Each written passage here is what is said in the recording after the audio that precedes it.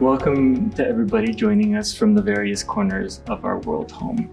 It is a humbling experience to share this moment with you today, a moment that I believe will go down in history as optimistically as the moment where the world got serious about curbing climate change and averted the disaster. My name is Francisco Bando, and I work as Policy and Program Manager at the University of Oxford for the Peak Urban and the Oxford Martin Program on Informal Cities. Of course, by now you will have guessed that this is a fully pre-recorded session, but we are here reading your comments and questions in the chat, and we invite you to make comments because they will serve as content for a briefing that we will create and send back to you. If you register on the link, we will have the opportunity to send you that briefing as well as other documents that come from this meeting. And of course, I would say definitely don't sit back and relax, but rather engage actively with the speakers and ask yourself, how does what they're saying resonate with my work? Does it change or have implications for how I study or how I work, how I live life in my neighborhood or city? We'll hear first from Alex Ricardo Jimenez. He is from the Arup Colombia office, a sustainability planner. He'll talk to us about his firm. Arup needs no introduction. For 75 years, they've been building positive change around the world. Good morning, good afternoon, good evening to everyone. My name is Alex Jimenez. I am from Bogota, Colombia, and I currently lead the urban design and planning team in Arup in Bogota, Colombia. I'm very thankful, I'm very glad I've been invited to join this conversation about understanding systems and tools for change in cities. I'm going to quickly share a presentation that will help me in guiding my intervention. So to start off, I will pose the question about how does Arup approach the motto of shaping a better world? So to answer this, I will start with our commitment and alignment to the Sustainable Development Goals. Actually, our global strategy is based upon the achievement of such goals. And we do take it very seriously. For us, sustainable development means everything. And also, every decision that we make and every decision that we are making is trying to be more and more aligned to these goals. For us, it's very important, the environment, the communities, the well-being and the health of every citizen are in this world. And second, I would like to highlight the legacy of our founder, Sir of Arup. He left a set of values and beliefs. He said this concept of really looking at the world from a total architecture perspective. Every different discipline, every different perspective has to be incorporated when trying to solve problems. So we look at issues, problems, situations holistically and systematically. We try to strive for curiosity, for always asking the right questions or even the wrong questions, but also trying to go to the root of the problems. We also strive for creativity and innovation, and we aim to work collaboratively and across disciplines. Finally, I would highlight that we really are after high social impact. And this is fundamental to every decision and the projects that we engage. Does the firm leverage technology using data and new methods? I would say yes. And I'm just going to show you a set of tools that we have created internally to help us address the current global challenges. So this is a Sphere, which is a sustainability appraisal tool that helps us in understanding some of the goals and challenges that clients have with regard to different dimensions of sustainability. To the right, you can see the graphic derived from a master plan that we helped a client for a real estate development here in Bogota, Colombia. So it is a very simple graph that as you are closer to the center, your goals are aiming for that sustainability targets. Also, ARU developed a tool called Mass Motion, which helps clients understand how different spaces, such as train stations, big scenarios, theaters, or even public spaces, can develop based on pedestrian simulations. So this tool actually was very useful during the pandemic. We could help clients understand how these different set of spaces could be used using the parameters of social distance. Another tool that we help the Rockefeller Foundation is the City Resiliency Index and Framework.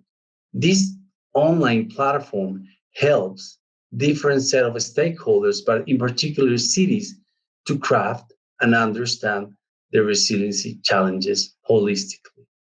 Also, we have worked with different C40 cities supported by the Clinton Climate Initiative in, for instance, creating some of the climate action plans in a different set of cities.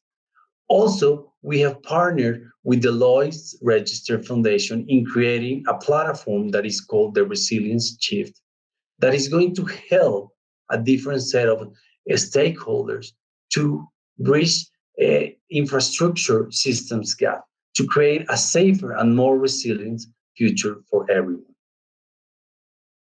Also, a related tool to urban resilience is the city water resilience approach, which helps also cities to understand how the different urban water systems can be more resilient and can help in building resiliency to the different type of urban environments. Does the framework across sectors, across disciplines, and do we involve communities? Yes.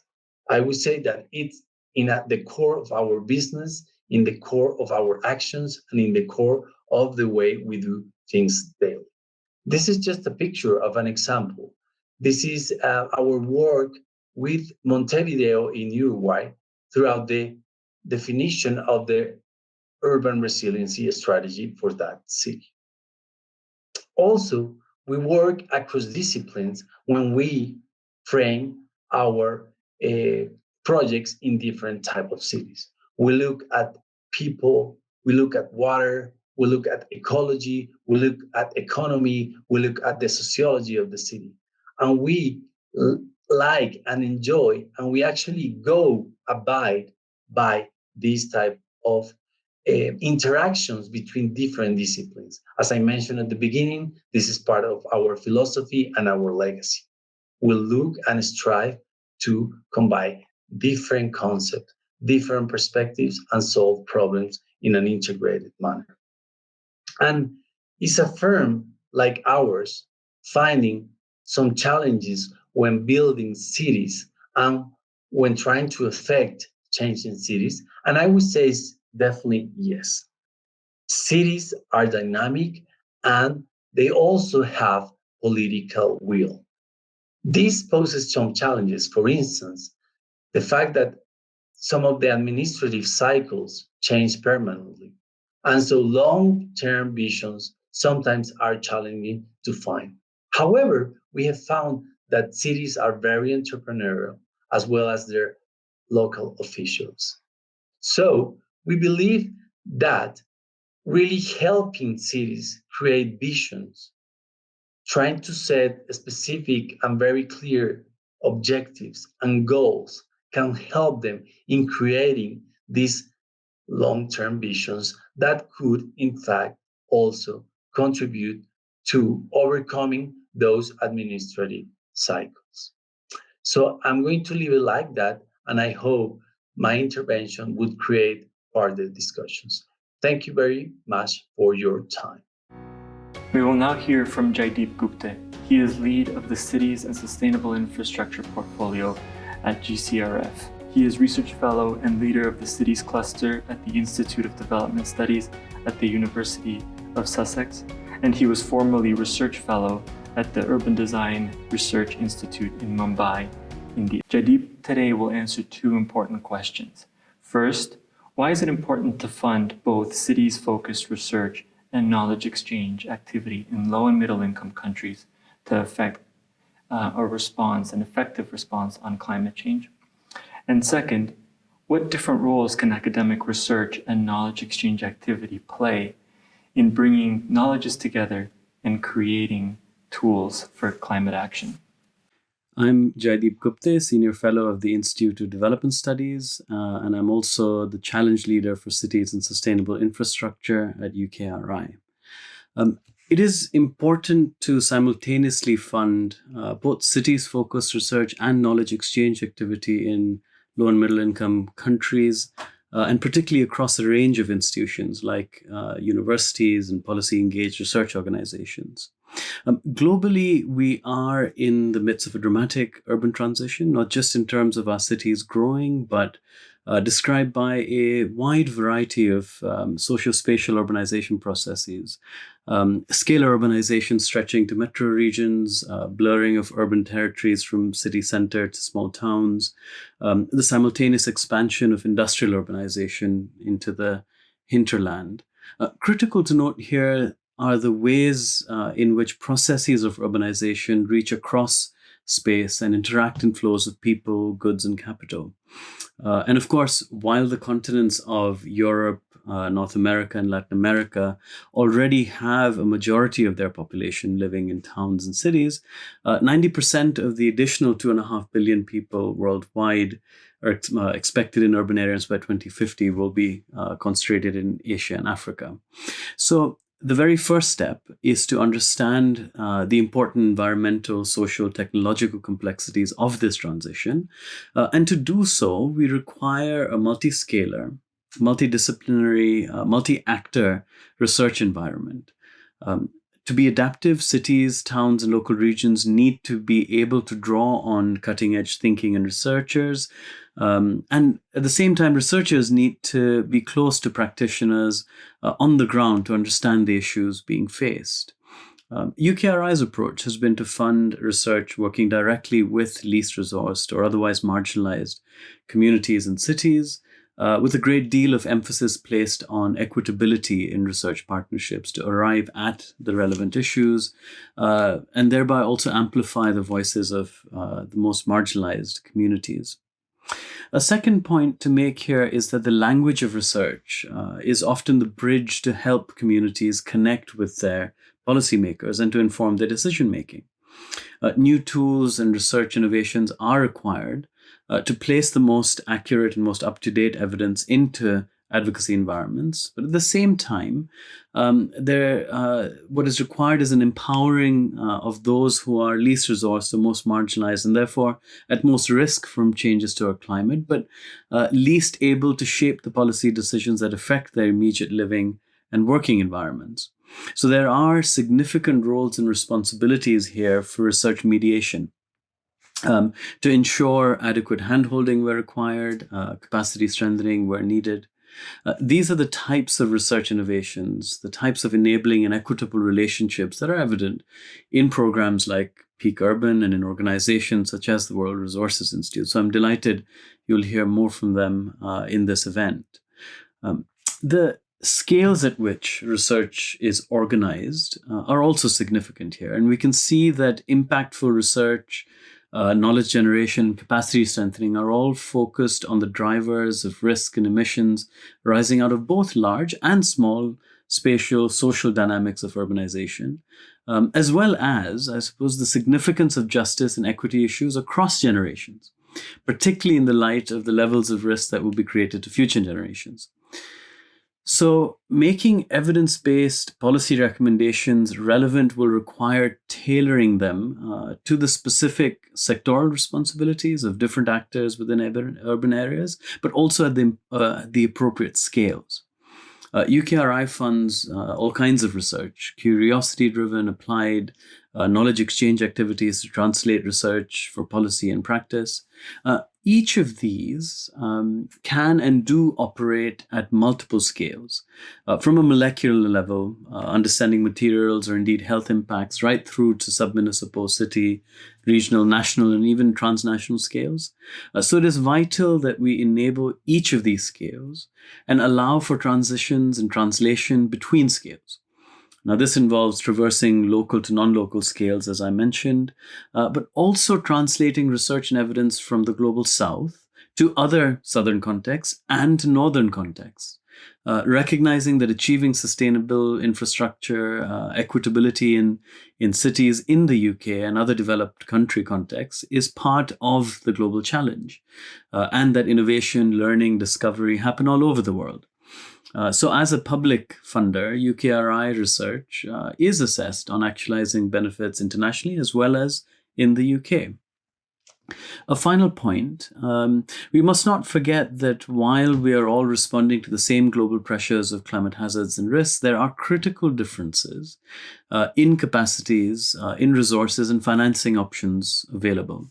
So, for example, where data ecosystems have led to transformative adaptation, open data landscapes for cities have adopted transnational standards to ensure interoperability amongst the widest possible set of technology providers, local authorities, citizen stakeholders. But in the fastest urbanizing regions of the world, we see a critical gap between the technological solutions, for example, being suggested, and whether they contribute to inclusive, resilient, and sustainable responses from the perspective of economically, socially disadvantaged urban residents. It is therefore paramount that we invest in curiosity-driven research, but simultaneously have strategic research-led actions to strengthen capacities in critical areas like equity, just transitions, and resilience. Thank you for taking the time to join this Resilience Hub event, and I'm delighted to have spoken at it. And I'm looking forward to hearing from Peak Urban and the WRI Ross Center on their key findings and outcomes relating to systems and tools for change in cities. Thank you. Now I'll give way to an intervention from the World Resource Institute. The Institute is a global research organization that works with all of society to develop practical solutions that improve people's lives and protect nature. Anjali Mahendra will give an intervention. She is Director of Global Research and leads the research agenda, guiding a worldwide team in conducting policy-relevant research, innovative and interdisciplinary research. As a recognized transport expert, Anjali has taught graduate-level courses on transportation, policy, and authored publications in urban transport and land use and other topics. She is passionate about connecting research with practice and has worked in the USA, in Latin America, and in India. Anjali will now outline the transitions to a more equal city. Not everyone experiences cities in the same way. Daily activities are easy for some and a struggle for others. The gap between those with access to basic services and those without creates daily burdens and disparities that echo for generations. This is the urban services divide. Over 1 billion people globally and 2 in 3 urban residents in low-income countries are underserved. For them, water may be available only a few hours a week, and access to jobs requires arduous and unsafe journeys. The results are costly, time-consuming, self-provision, and unhealthy, polluting practices. The cumulative human and environmental cost of the urban services divide impacts everyone. Closing it benefits us all. My name is Anjali Mahendra, and we're delighted to have you all join us today. Thanks for being here. Now, if I were to ask you how you're doing today, you'd probably tell me about your experience. Perhaps it's been a struggle. A delayed bus made your long commute even longer. Perhaps poor air quality forced a sick child to stay home. Perhaps a power cut upset your plans, or maybe there was no water supply today. Or you might tell me your day has gone smoothly. with time well spent, a pleasant morning commute, and a productive workday. Time enjoyed with your family or community. It's positive individual experiences like these that add up to a thriving, healthy city. Today, I want to talk to you about rethinking cities. In particular, what makes cities more equal, more successful, and how we measure that success. This is the right time for this conversation. Urban inequality had been increasing for years, and then came COVID-19. The pandemic has exposed and exacerbated inequalities and underlying weaknesses in our society. One such weakness is that we have not been measuring progress in the right way. To create more equal and prosperous cities that work for both people and the planet, we must stop using only narrow indicators like GDP and income to judge progress. And we must start thinking about people's everyday lived experiences. How people access core urban services like housing, water and sanitation, energy, and transport. What we learned today is that improving everyone's access to core urban services is a better way to create more opportunities and more equal cities. And when these services are inadequate, there is a heavy hidden toll that we've been ignoring for far too long. Before we go any further, here are some important facts. Today, 1 in 2 people live in cities. In low-income countries, 2/3 of those living in cities live in slums or unserviced informal settlements. In these countries that are largely in the global south, about 80% of the urban employment is informal. People who work outside any social safety net, like construction workers, street vendors, waste pickers, domestic workers, and security guards. As cities grow, despite the opportunities they offer, the share of the urban poor is rising. Urban emissions are rising. Vulnerability to the impacts of climate change is rising too. By 2050, 2 in 3 people will live in cities, with the vast majority of this growth occurring in the global south. And these countries are expected to more than double their urban carbon emissions. You don't have to be an expert to understand that this is not sustainable for our planet or for people.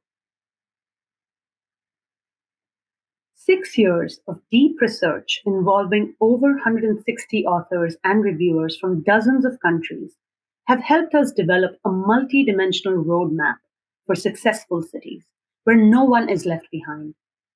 The synthesis of the World Resources Report Towards a More Equal City breaks down how cities can ensure well-being and opportunities for everyone. I'm proud to present it to you today.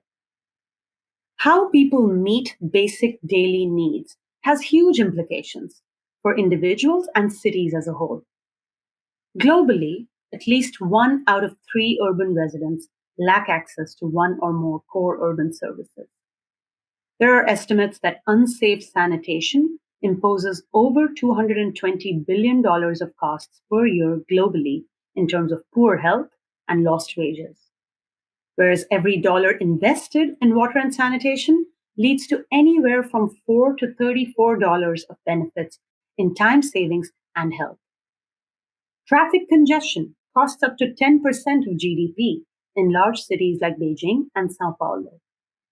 Whereas shorter commutes can save commuters a third or more of their spent income and can lower air pollution.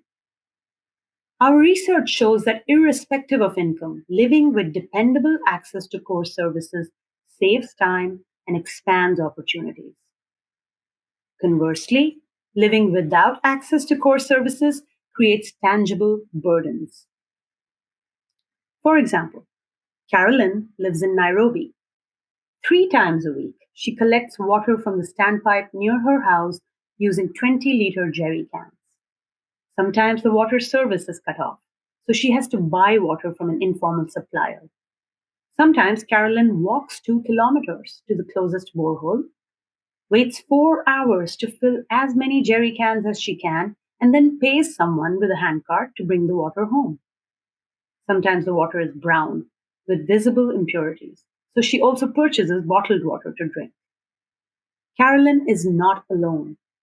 Based on primary data we collected in 15 major cities, we found that roughly half the citywide populations lacked access to piped water and needed to self-provide just as she has to.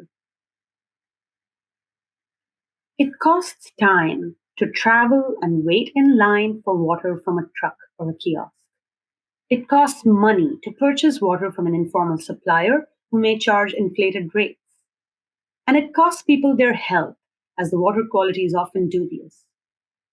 These burdens, what's called the urban services divide, compound over time and across generations to systematically deny people opportunities for a better life.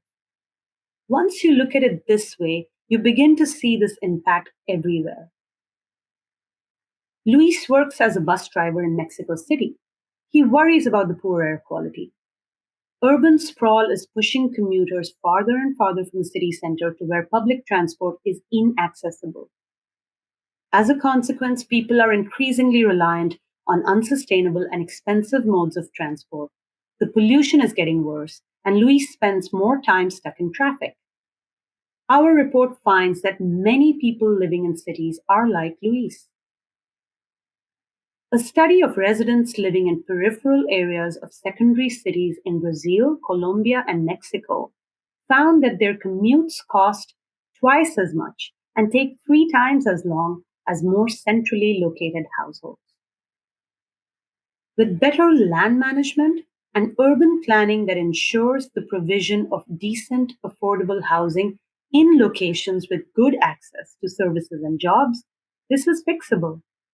But right now, Luis and millions like him are paying for a lack of core services with their time, money, and health.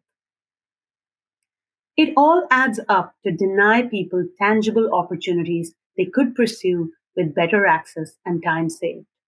And it adds up to deny the city the full potential of its residents' productivity and well-being. It's quite simple. For the urban underserved, every burden carried is an opportunity lost. Every burden shed is an opportunity gained. Add up all the opportunities and lives are transformed. Add up all the lives and cities are transformed. At its core, this report is about individual and collective transformation. But to make that happen, we must reimagine cities. We must rethink what is important. Our research allowed us to dig deeper into what it takes to make cities more equitable and sustainable. We identified 7 powerful cross-sectoral transformations and how they can be achieved. We can think about these transformations in 3 buckets. Number 1, reimagine service provision. Cities need to be more flexible and more ambitious in improving access for the underserved, with greater emphasis on low carbon and climate resilient infrastructure and services. For example, in Durban, Rosario, and Bangkok, informal settlements in flood-prone areas have been upgraded in partnership with community groups. Cities can also expand access to services by integrating informal and alternative service providers and providing financial assistance to upgrade services, as Pune has done for waste collection and Cape Town has done for transport services. Number 2, include the excluded. Cities need to improve data collection to more fully serve the needs of vulnerable residents and to understand the value of the informal economy. Integrating community knowledge and inviting communities to participate in data collection can expose gaps and allow residents to advocate for change. For instance, under an initiative of Slum Dwellers International operating in hundreds of cities, community groups in Nairobi mapped over 50,000 households in informal settlements and could then lobby the city's water and sewer company for more convenient water sources. Number 3, enable lasting change. We find 3 common structural barriers that prevent more equitable access to services in cities: shortfalls in financing, mismanagement of urban land, and misaligned governance processes. Breaking these barriers requires investing more and differently. It requires integrated planning with more transparent land markets, and it means building coalitions and aligning policies around a shared vision. The overall impact is well worth the effort. For example, Sao Paulo, Mexico City, and Johannesburg subsidize affordable housing in places that are well connected to jobs and services. This involves aligning spatial development policies across government levels, engaging with local communities, and steering private developers to invest in these areas so that residents of such developments are set up for long-term success. As you can tell, this requires deliberate planning and coordination. The transformations require multiple actors to work together: city and national governments, the private sector, development finance institutions, and civil society, which includes experts, NGOs, and communities. There is no one size fits all, but if you take away one fact from this report, remember this. Across the board, the cumulative benefit of improving access to core services for the underserved far outweighs the investment, particularly in cities of the global south. I've described how access to core urban services can create opportunities and transform the lives of individuals and households in cities. I'll tell you what that's meant for me personally. Back when I was a college student in Delhi, public transport was unreliable, with frequent incidents of harassment. So I used a two-wheeler to commute, which was quite risky on Delhi's dangerous roads and rare for women in that city. But this allowed me to access internships, run errands for my household, and have an active social life. So many opportunities. Frankly, reliable, affordable access to transport was life-changing. It gave me greater independence. It undoubtedly enriched my personal and professional growth. When scaled up across millions of people, access to core services like transport can transform the economies and environments of entire cities. Thankfully, Delhi now has a world-class, non-polluting metro system connecting the area close to my home and my former college. Add up the opportunities created by just one high-quality public transit system. Add up the lives forever changed. That's how we should measure success. And that's how we can transform cities. This World Resources Report, and more importantly, the community that contributed to it, provides a multi-dimensional vision and a roadmap to transform lives and the urban experience across the world. It could not be better timed. COVID-19 is making us all reassess our lives and what is important. We're living in a different world now. Cities are different. The global economy is different. The climate is different. So please, join our shared vision for more equal and sustainable cities. Join us as we help drive urban transformation across the world. This report isn't the end, it's the beginning. Together, it's time to rethink cities. Thank you for listening. Throughout history, cities have concentrated talent, fueled productivity, and nurtured innovation. But today, soaring inequality is stifling livelihoods and dragging down growth. The World Resources Report, Towards a More Equal City, finds 7 transformations are needed to change course. Reimagine how core services are provided by prioritising the vulnerable and partnering with alternative providers. Include the excluded by gathering granular data at local and community levels and recognising the informal economy, and enable transformative change through better targeted financing, effective spatial planning, and inclusive, well-coordinated governance. These 7 transformations for cities are key to a more equal, more prosperous, more sustainable world. Now that we know the current state of affairs and transitions that will take us to a more equal city, we'll hear from Michael Keith and Sue Parnell. Michael Keith is Director of Peak Urban Research Program. His research focuses on migration, related processes of urban change. He is professor at the Center on Migration, Policy and Society at the University of Oxford, and he has expertise working outside of the academy in the community and voluntary sector. He was politician for 20 years in the East End of London, and he is co-founder and chair of the Rich Mix Cultural Foundation, the largest multicultural arts centre in the UK. Sue Parnell is Deputy Principal Investigator of the Peak Urban Programme.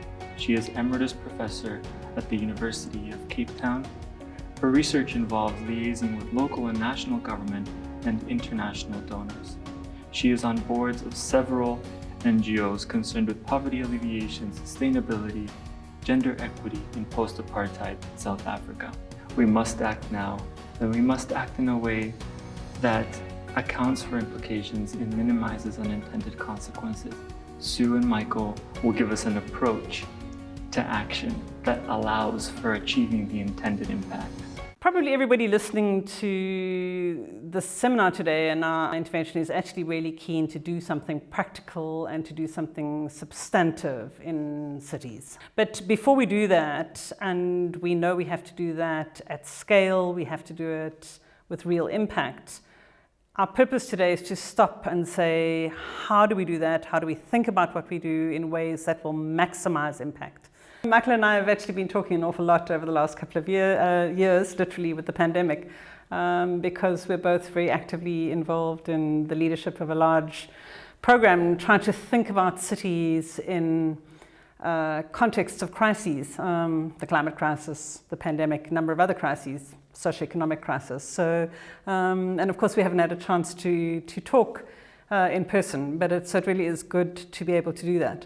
It might be helpful just to sketch a little bit about where the project that we are both coming from and we're going to talk to each other about originated. It's helpful to understand where the debate about cities is at, and our conversation is definitely part of a bigger conversation about cities in global context. And certainly when the project Peak Urban was devised, it was the moment when we were thinking about the Sustainable Development Goals. And crucial to that was really the idea that we had to put cities at the forefront of thinking about big global challenges. As I say, biodiversity loss, big population challenges, major challenges in technology, little challenges, but really niggly, difficult things about kind of how do we actually govern some and make the changes that are required. And so Peak Urban really came out of that, and perhaps it was even more important that it was something which was not so much a program or a project that was designed to do things, but to think about how we had to do them. We've got this enormous challenge, this consensus that we had social, economic, environmental imperatives that had to be joined together. And my memory, Michael, is that we were very much concerned with this thing of how do we scale up, how do we make the people who need to actually think about and design and implement these big transformative changes. I think that's right, Sue. I mean, when we started, I think we brought together really a group of people who were interested in both research, but also interested in the practical workings of cities and how they might work better than they do. And I think what that meant was that it brought us together around a set of ideas, a set of principles really that structured what we tried to do. And I guess there were 7 key principles that structured the program, the Peak Urban program as it became, that influenced the way we worked, the way we thought. And I think all of these are fairly commonsensical, the first of which is that we can't really think of cities as systems straightforwardly. They're always a combination of different systems. You have health systems, you have transport systems, you have economic systems. So this is known as the complex systems. They're complex, they are open, they're subject to rapid change. Cities are never finished, they're always on the move. And what that also means, though, is that we have to respect that they have histories and they have geographies. And that really means that they are locked in to certain kinds of technologies sometimes. Look at Los Angeles and the car that structures the way the city works. But they also have what is known as path dependencies. Part of their histories shapes their economies. The legacies of the colonial rule kind of shape many of the cities of Africa and other places. So those path dependencies and lock-ins are part of the specificity of different cities' past that actually shape their future, what is possible in the future. But that said, we have also in recent years seen an exponential growth in what is commonly called the new urban sciences, an ability to think about the data we generate from cities in cities, by people's movement around the cities, by the digital trace they leave on cities. And so within the new urban sciences, there is a possibility of predicting futures at certain scales, and we recognize that, but also we recognize that it is qualified. And the reason it's qualified is that we're also conscious that cities are the place where things happen, where newness comes into the world.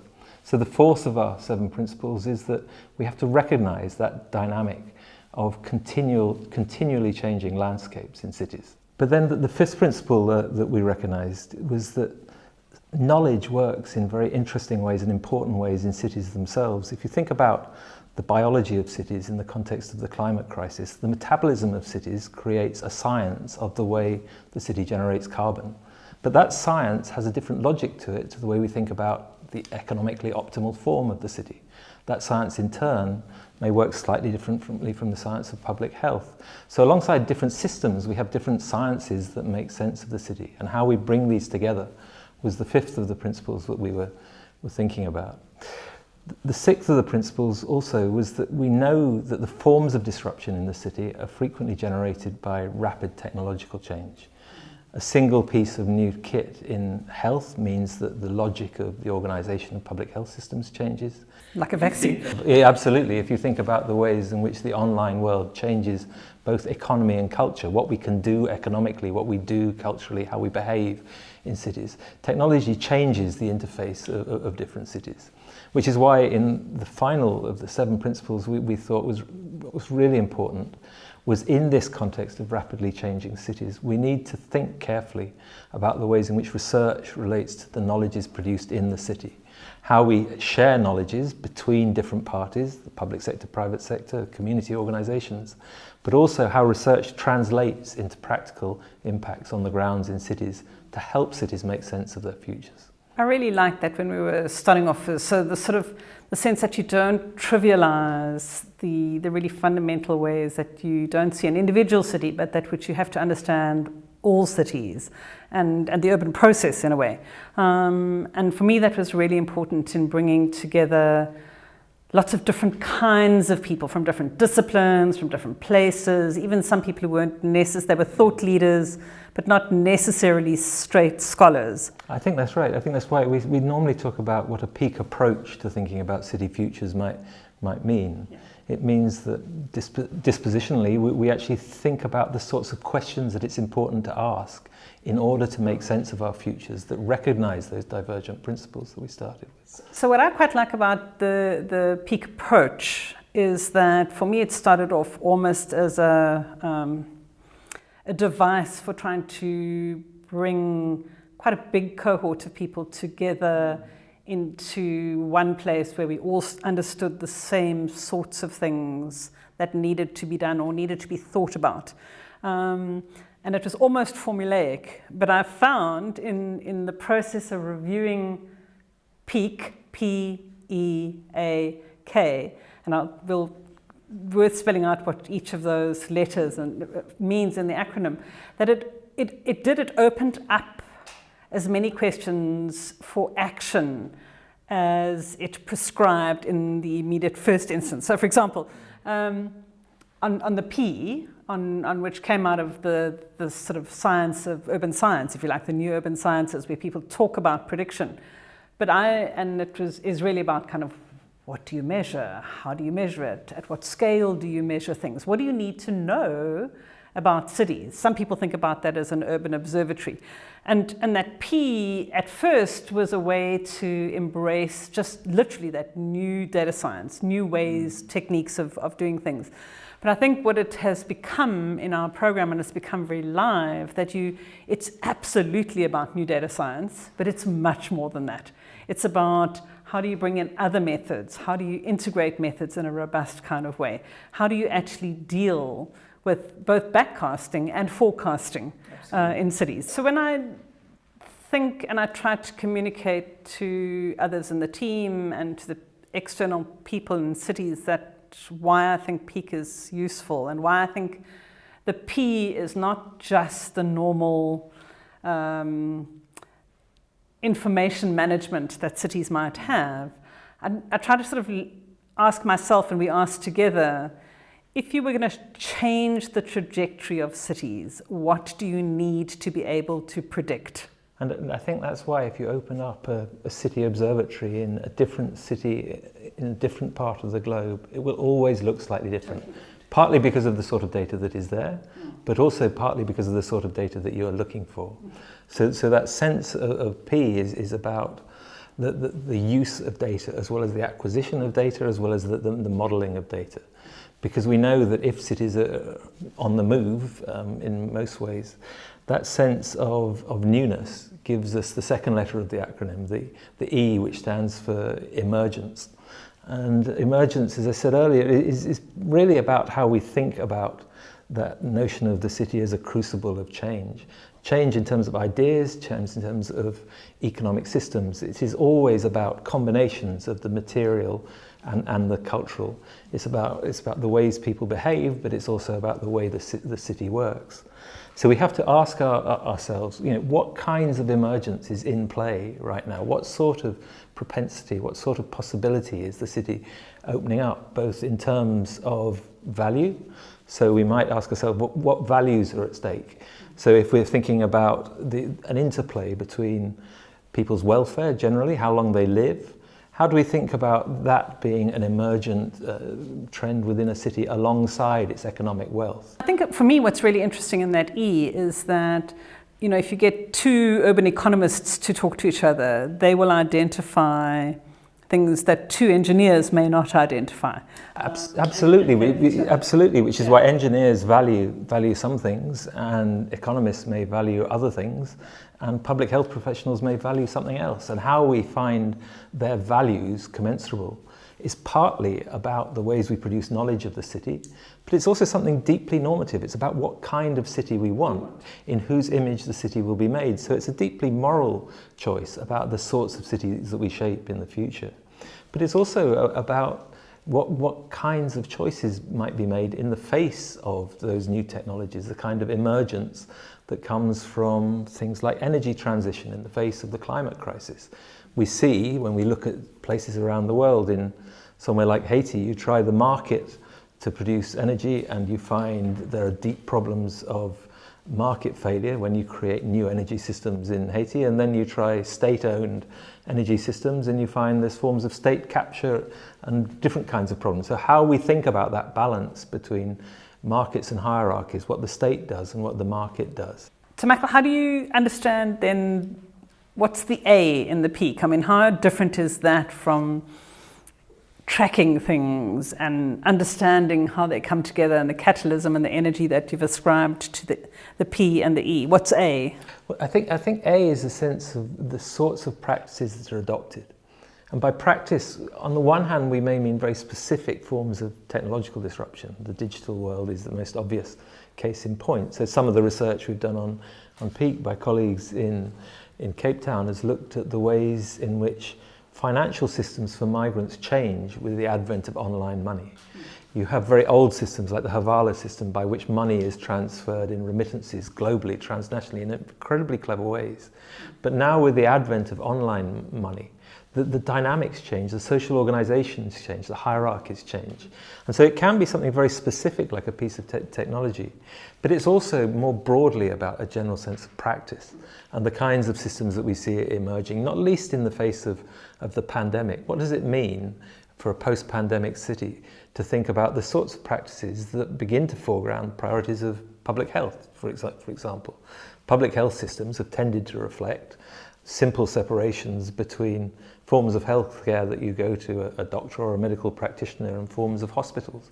Now, in a 21st century context, that's changed partly because the technology of big tech has changed from MRI scanners down to defibrillators, but it's also changed because of the ways in which people work, they think about their health. We think about public health about through how much people walk, how they use the city. And it's interesting because that's what leads you then onto the K of kind of people watch each other's practices changing and they seek to learn from each other sometimes, or to learn by not doing what others are doing. I don't want that. I think that's right, because part of the change and the kind of movement through the acronym is generated by asking ourselves some very basic questions about each of these letters in turn, in a sense, so that when we're thinking about practice and the kinds of adoption, the A, what kinds of practice are being adopted in a novel fashion? Now, how does one get hold of that? How does one understand it?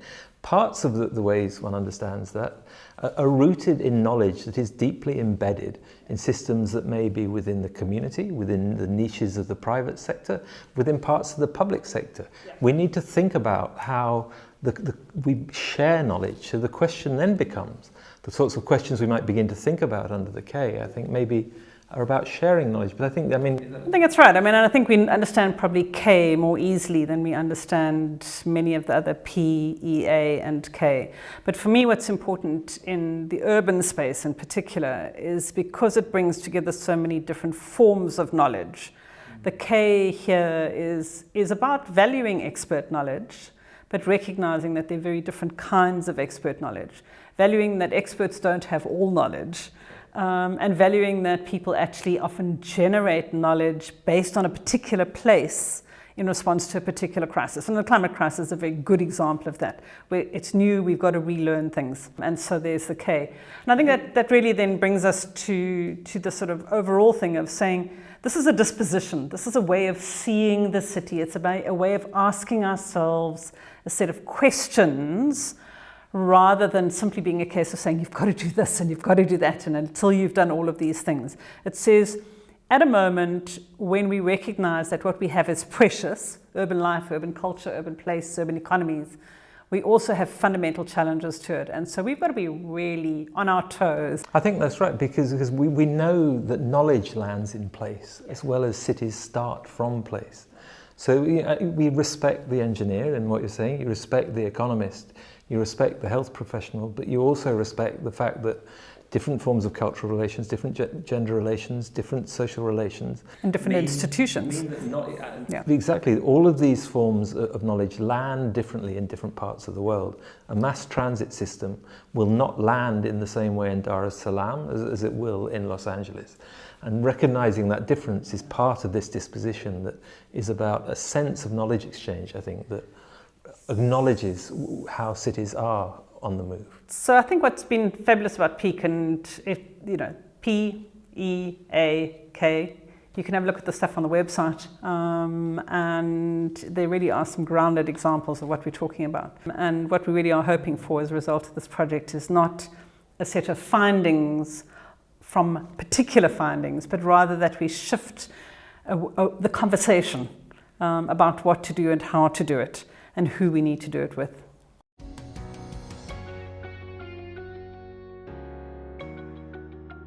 Well, this is goodbye from me. It was, again, an honor to be here with you sharing this moment. Please, if you haven't done so already, leave your comments in the chat and register to receive the briefing afterwards if you haven't done so. We heard from WRI the transformations towards a more equal city, and from Peak Urban, an approach to implement those transformations. Now, Tim Schwanen, professor at the University of Oxford, will close us off. Tim is Director of Transport Studies Unit at the School of Geography and Environment. His research concentrates on the geographies of everyday mobilities of people, goods, and information. He has worked in various universities in Europe and conducted research in Asia, Africa, and Latin America. Hello, I'm Tim, and I'm one of the researchers on the Peak Urban program. I would like to reinforce and fully endorse the 7 transformations identified by the World Resources Institute. I don't want to go through all of them again because you've already seen them. I just want to highlight 2 and illustrate them with some of the points that have emerged from the research I've been involved in. I think it's particularly important that we privilege the most vulnerable groups in the city in infrastructure design and delivery. In some of the work we've been doing with women in peripheral neighborhoods in Medellin, Colombia, we've seen how important that is. These women really are very vulnerable in all kinds of ways. And we've done a research project with them during the pandemic. They were extraordinarily hard hit by the pandemic. And our research brought out how resilient and adaptive they've been. But we should not romanticize that resilience, because I'm sure that if better infrastructures for mental health, for transport, better labor markets had been in place, they would have had a much easier time. We need to think, however, about who in the city is vulnerable as well. In some of the other research I've been involved in as part of PEAK, we've worked with auto rickshaw drivers in Bengaluru, India. Now, these drivers have a bit of a bad reputation. They are often seen as money grabbing and as setting off their customers. But they would not do that if it wasn't for a reason. In the research that we've done, we've looked at the implications that the rise of mobility platforms like Uber and Ola have for them. It turns out that these platforms make it much more difficult for them to earn a living and make their situation even more precarious. This suggests that digitalization is not always a force for the good, and digital infrastructures can make precarious workers even more precarious than they already were. It's also important to think carefully about how we arrange land markets in the city. And this is also important with a view to public transport development. Cities around the world are investing large sums of money in the development of bus rapid transit networks and metros. They also try to concentrate the development of new houses, of new employment, new retail at or around stops in the public transport network. And from a transport point of view, that is really great. That is how you can avoid getting people driving their own cars. But what often happens also is that around those stops in the transport network, that you see land values go up, rents go up, which means that the poorest households in the city get displaced. They have to move to elsewhere in the city, whereas in theory, they could benefit extensively from the better accessibility by public transport if those new connections were also affordable to them. And this brings us to something very important, and that is the trade-offs that are inevitably involved in urban development. Projects like PEAK Urban and similar research projects give us the frameworks and the tools to think about these trade-offs. And they allow decision makers in cities to understand some of the pros and cons of the various options. It is very important that those decision makers and researchers work together to collectively make the city more resilient, more sustainable, more equitable. I would like to thank you for watching this video and for participating in this seminar. I would like to extend a special gratitude to the Resilience Hub for allowing this seminar to be part of their program. And I wish you a very inspiring conference.